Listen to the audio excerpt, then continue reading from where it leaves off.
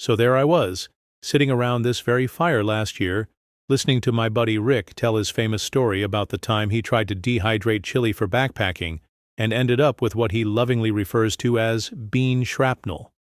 I remember thinking, next trip, I need a story like that, something that folks would groan at and laugh through their noses about. So I packed up my gear 2 weeks later, threw it all in the back of my aging Volkswagen van, which, by the way, smells like wet socks and pine sap no matter how many air fresheners I hang, and pointed it toward the Adirondacks. It was early, fall, that sweet spot where the mosquitoes had mostly died off, but the cold hadn't yet fully sunk its teeth in. The trees were starting to turn that lazy yellow-orange, and the morning air had that faint crunch to it. You know the one, the kind that smells like wood smoke, damp moss, and possibility. I picked Eagle Ridge Trail. Not the longest, not the most famous, but it had that Goldilocks vibe. Challenging, but not masochistic.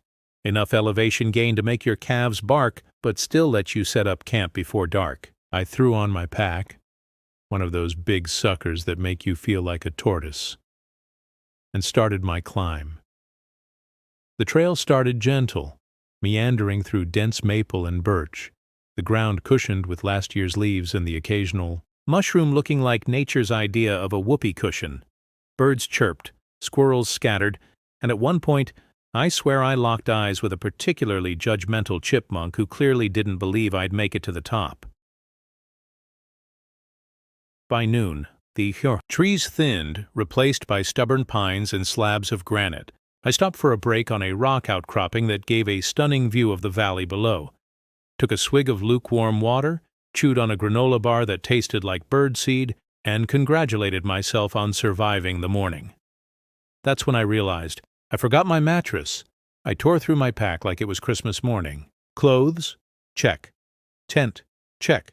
Sleeping bag, Jetboil, beef stroganoff packet? Check, check, and delicious-sounding check.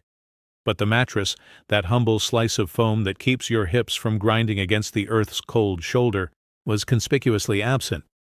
I stood there for a solid 30 seconds, just staring at the horizon, thinking about my life choices.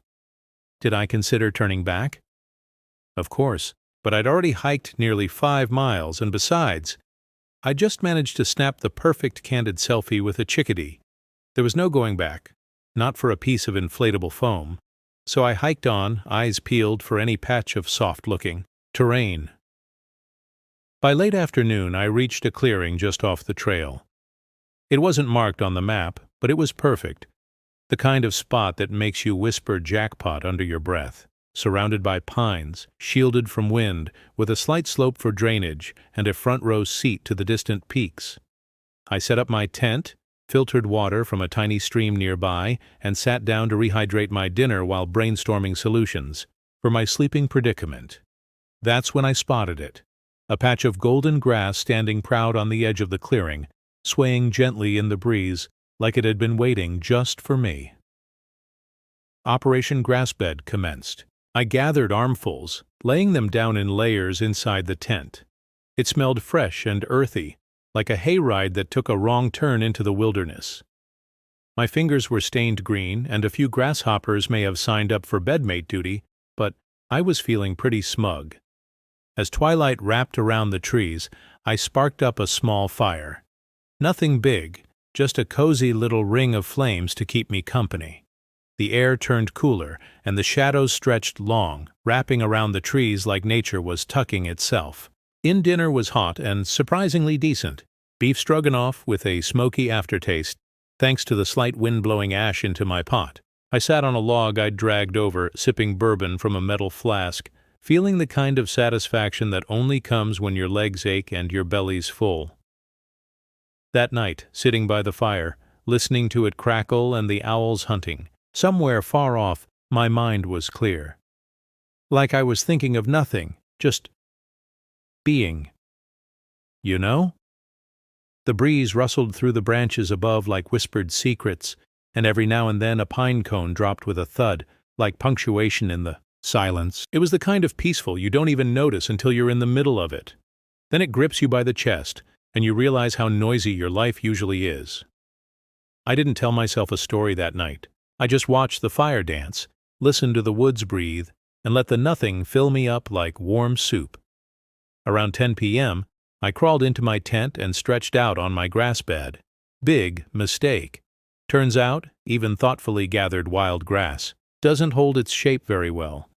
Every time I shifted, it redistributed itself like I was the center of a leafy whirlpool. At one point, my hip was basically kissing the tent floor. I tried fluffing it, smoothing it, curling around it.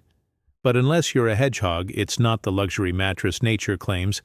Then came the itchiness. It was subtle at first. A prickle here, a twitch there. But by midnight, I was scratching, like a dog during flea season. My elbows, my knees, even the backs of my ears. I started to wonder if the grass had some kind of natural revenge mechanism. And then the cold set in.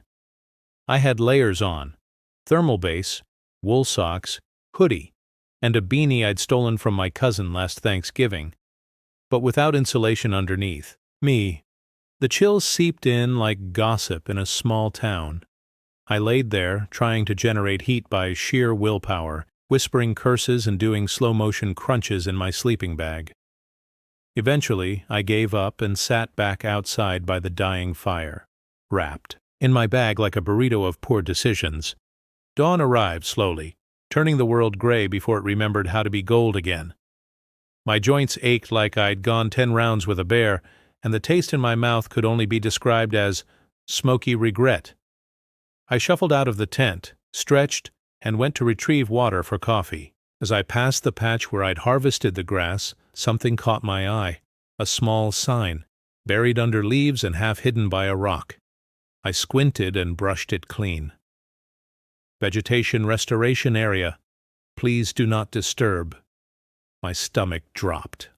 Had spent the night tossing and turning on what was essentially protected environmental property. My mattress of grass?